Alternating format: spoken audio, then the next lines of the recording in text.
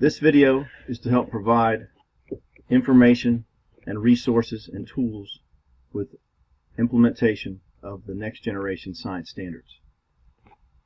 To begin this session, you will need to be online and go to the website that's at the top of the screen, kevincrumpscience.weebly.com, and you should be on this home page. At any time, if I go too fast, please rewind, or any resources that we're discussing and you need more time to go over those, please pause this video and take all the time you need to look over any of these things that we're discussing today. To start things out from my home page, which we will return to in just a second, I'm going to show you where today's agenda is located. On the tabs on the top, please go to where it says More, and you'll see Past Presentations and Materials. There you'll see a Casey County January 2016 section, and these are the items we will be going over today. To start with, I want to go over some free NGSS publications for teachers, and you'll return to my home page as it says here to look at these. Once you click on my home page, you will see the Science Connection. If you click on this image, this is the KDE newsstand. Science Connection is a Kentucky publication to help with the implementation of the next generation science standards, and you will need to scroll down for the most recent versions of this newsletter.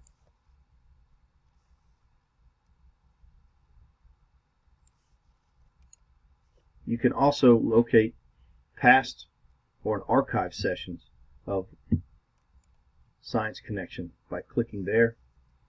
And again, these are the archived KDE newsletters, and you will need to scroll down to where you see Science Connection.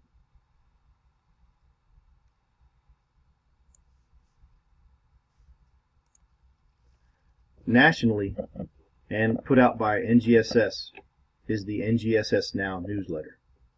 And that link is here also on my home page. And you can see here some past publications with helpful information.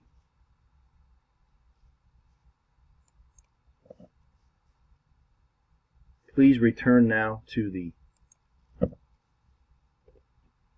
Casey County section. I wanted to show you the difference between the NGSS website and the CAS, or the NGSS adopted version for Kentucky. And this is also on my home page. So going back to my home page, you will see the CAS for Science.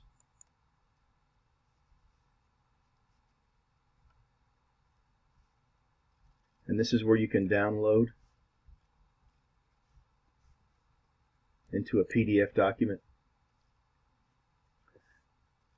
This adopted version of NGSS put out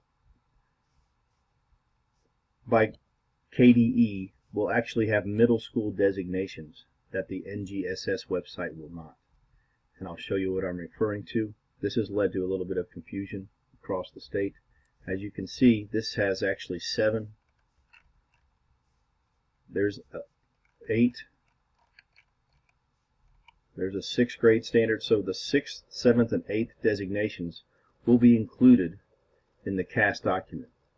CAS stands for Kentucky Academic Standards, and it is simply the NGSS adopted version for our state.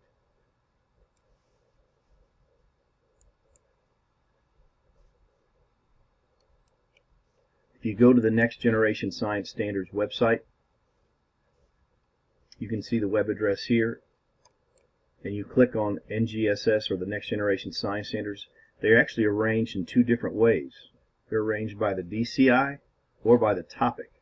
Kentucky has adopted the topic version, so some teachers have been confused because they've clicked on the DCI arrangement. The standards are the same, it's just the way they're presented is different. So Kentucky has adopted the topic arrangement, and here you can search by DCI or by grade band,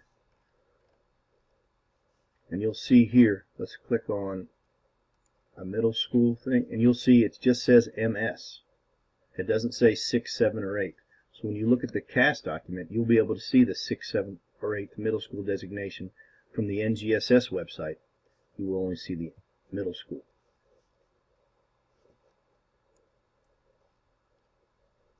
Returning to my home page, again, anytime you need to pause the video to go over any of these documents or links that we're looking at, please do so. Let's go back to the Casey County section. Another useful tool that's provided here for you all is the NGSS as a Word document.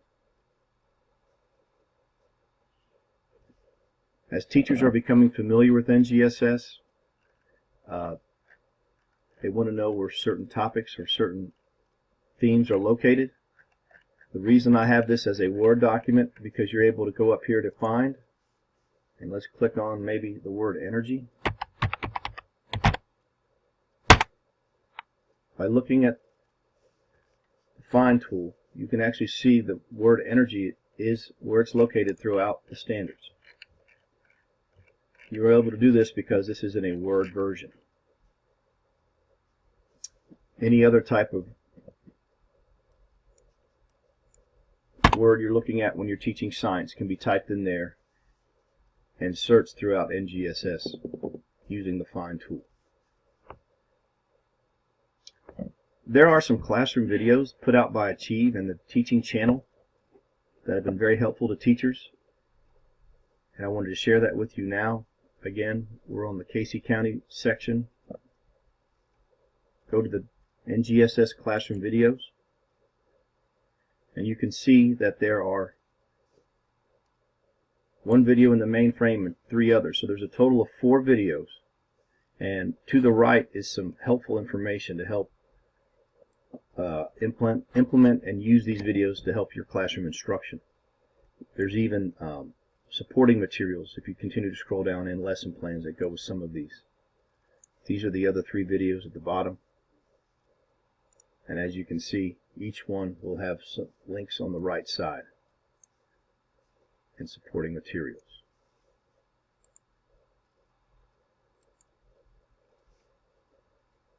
Next, I want to discuss the new Commissioner of Education for Kentucky, Dr. Stephen Pruitt.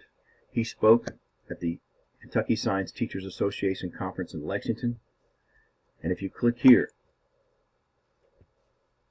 this will take you to a Word document, and it is a blog put out by a teacher here in Kentucky named Mr. David Grossman. He attended the conference and was able to see Dr. Pruitt's speech. The top link on this Word document is an actual video to the full speech by Dr. Pruitt, if you'd like to watch that. The blog is kind of a summary and highlights the key points, and it includes some information about assessment that was put out by Mr. Grossman. And this is the actual link to his blog if you'd like to read anything else he has. But Dr. Pruitt read this blog and gave it his seal of approval and said it was a very good job, so that's why I'm sharing this with you all. And again, you have a link to the actual video itself if you'd like to see that. A tool I'd like to introduce you guys to, which you may have seen in the past, NGSS has put out a type of deconstruction called evidence statements, and they are linked here on my website. And what this does for teachers, it allows them to see the actual PE by itself, not bundled or grouped with other PEs, just the specific 3 domains or 3 foundation boxes that go with that PE. But it looks at, through the lens of each practice, these evidence statements are a way to get more details to help implement and assess these performance expectations. Teachers have found these very useful across the state.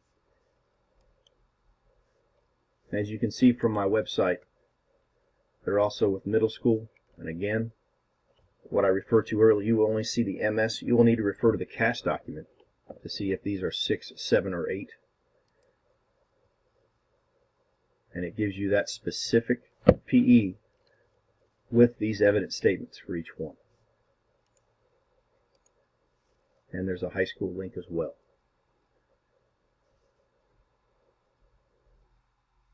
There are also what's called the science and engineering practices, and they have templates. This has helped teachers not just with designing instruction, but also with evaluating or assessing how students are using these practices within their classroom. When you click on that link, it'll take you to this Word document.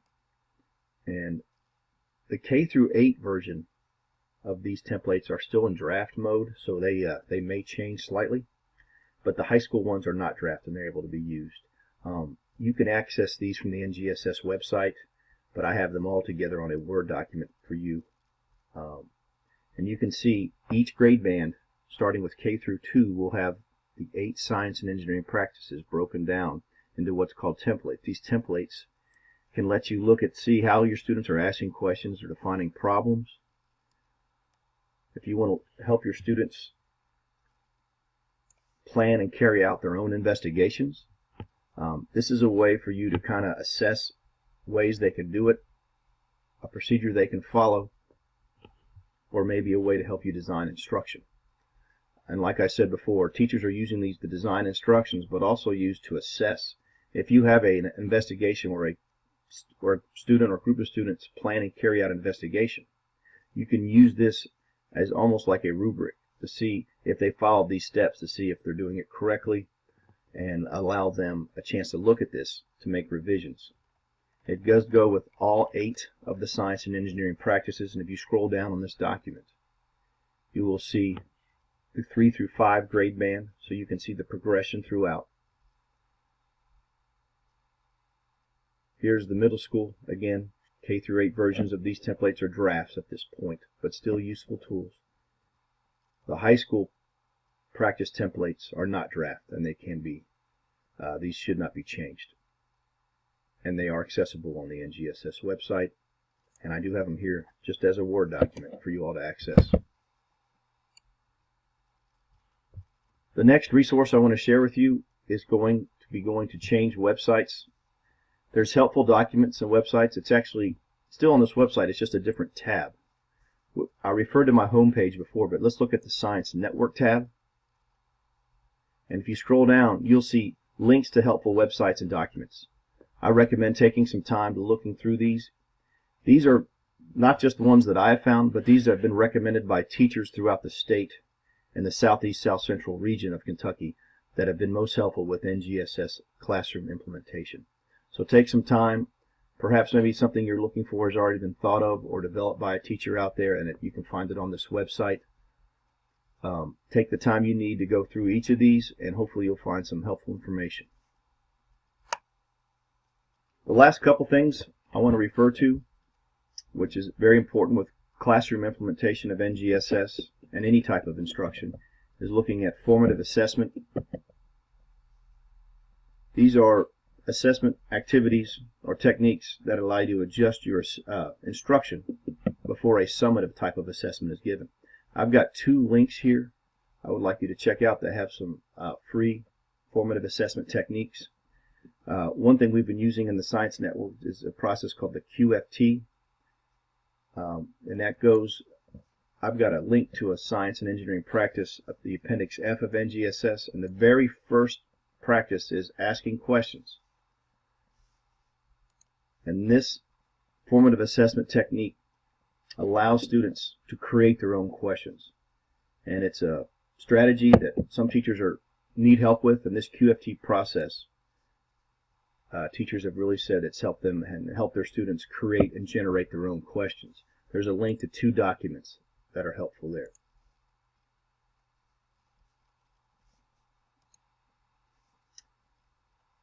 Those are all the resources I have at this point. I hope everything is helpful. Again, if you want to go back to what we've done in the past, if you go to the Science Network tab, you can see what we've done this school year, and where your Casey County information is, you can also look and see what we've done in the past, going back all the way to the fall of 2013.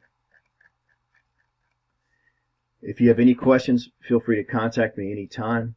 On the home page is my contact information. Thank you very much.